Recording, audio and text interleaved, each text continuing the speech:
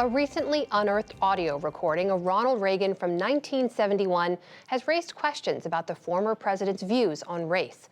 Lisa Desjardins takes a closer look now at the comments made nearly 50 years ago and Reagan's complicated legacy. In the early 1970s, Ronald Reagan was governor of California and already a national name in Republican politics. On the morning of October 26, 1971, Reagan called up President Nixon at the White House. Hello, Mr. President. Hope I didn't get you out of bed. No, I'm... Their 12-minute chat was captured on President Nixon's White House tapes and was released in full by the National Archives just last month. It includes Governor Reagan using a racist slur to describe a group of African diplomats at the United Nations. Last night, I tell you, to watch that thing on television as I did. Yeah. To see those monkeys from those African countries. Damn them, they're still uncomfortable wearing shoes. Reagan was reacting to this UN session the day before, where the U.S. lost major votes over the rise of China and whether communist China should be seated as the official Chinese delegation. Beijing won with a coalition of nations that included many developing nations. The result led some, including the Tanzanian delegation, to burst into celebration. For historians, the audio of Reagan's reaction to that moment is a new data point. H.W. Brands is a Reagan biographer and professor at the University of Texas at Austin. Reagan's 1971 words to Nixon surprised him. I read his diaries, I read his letters. I hadn't heard him say anything like this. So I was frankly curious and a bit puzzled. Reagan wrote 2 memoirs, and in both of them he made a point of the fact that his father, Jack Reagan, had taught him and Reagan's brother to not engage in discrimination because Jack the father was Irish, an Irish Catholic, and he himself had suffered discrimination. So he made a point to his sons that this is not the way you should behave.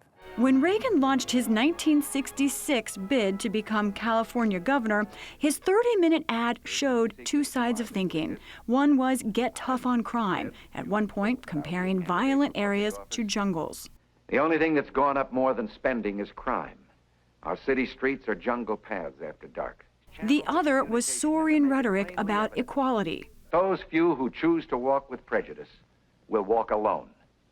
Never again should any parent know the heartbreak of explaining to a child that he's to be denied some of the good our country has to offer because in some way he's different. Brands has his own theory about the new audio, that Reagan's slur was an attempt to sway President Nixon, who is now known to have made racist comments privately. At least part of it, Reagan is using, I think, this language operationally to try to move Nixon in the direction he wants Nixon to go. But other historians disagree deeply about this new audio. So my reaction was a little bit of surprise, but not shock. Historian and Harvard Associate Professor Leah Wright Rigueur is thinking of the long debate over Reagan's view of Black America. Under Reagan, African Americans saw poverty and incarceration rise. Historians have debated why. Now, we actually have a broader context about Ronald Reagan, one wherein he is using racial slurs and that he is talking about Black people, and in this case Africans, in a pejorative and negative and regressive sense. So now what we have to do is reconcile that prejudice with Ronald Reagan's actual policies and programs and the things that he did on the ground. Reagan's record offers much to examine. He stressed states' rights during his 1980 presidential campaign, a phrase associated with small government philosophy, but also with segregationists. I'm trying to prevent discrimination with this idea, as I say, of eliminating quotas. He fought affirmative action, decried those with welfare benefits as gaming the system, and increased prison rates for minorities. All, he argued, as part of slimmer, safer government that encouraged people to stand on their own feet. Reagan did extend the Voting Rights Act for 25 years, though he initially tried to soften some of the law's protections. And while he was reluctant to establish a national holiday to celebrate Martin Luther King, Reagan did ultimately sign legislation to do so. Let us not only recall Dr. King, but rededicate ourselves to the commandments he believed in and sought to live every day. For some, like H.W. Brands, Reagan disdained discrimination, but he focused on other policies and problems. Reagan never pretended to be a hero of civil rights. He really did believe that laws that were made at the state level were generally better than laws that were made at the national level. Reagan was a small government conservative. But in Leah Wright Rigueur's assessment, it's more about sizing up his policies against his messaging. It's morning again in America. Like Reagan's iconic 1984 Morning in America campaign ad, which shows many different faces of Americans. Under the leadership of President Reagan, our country is prouder and stronger and better.